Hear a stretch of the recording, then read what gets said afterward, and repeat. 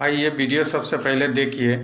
নমস্কার। আজকে আপনারা প্রত্যেকে দেখেছেন যে সারাদিন ব্যাপী ছাত্র সমাজের বেগ ধরে এই ভারতীয় জনতা পার্টি এবং তাদের কিছু পলিটিক্যাল ফ্রিঞ্জ এলিমেন্ট, তাদের কিছু শাখা সংগঠন, তারা শান্ত বাংলাকে অশান্ত করার চেষ্টা করেছে। And they have try to cause severe breach in law and order of the state.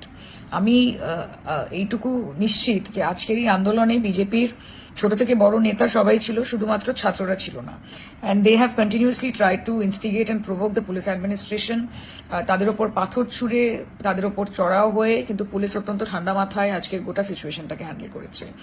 আগামীকাল এই বিজেপি তারা they are not satisfied with today, এবং তারা আবার একটা বন্ধ ডেকেছে। দেখুন, যে কোনো আন্দোলনের একটা গরিমা হয়। আজকে মমতা বন্দ্যোপাধ্যায় নিজে আন্দোলন থেকে উঠে এসেছেন।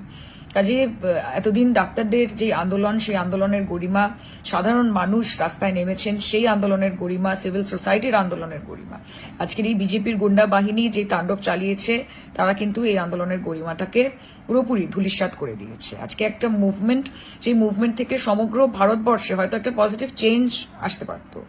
আমি হোপফুল যে আগামী দিনে সেই চেঞ্জ আসবেও। কিন্তু এই গুন্ডা বাহিনী, এই হুলিগানরা এবং এই ভারতীয় জনতা পার্টি, তারা একটা মুভমেন্টকে পলিটিক্যালি হাইজ্যাক করে নোংরা রাজনীতি করছে, এবং এই বন্ধ হচ্ছে তারই আরেকটি নমুনা। तो दोस्तों वीडियो देखकर आप लोगों को कैसा लगा?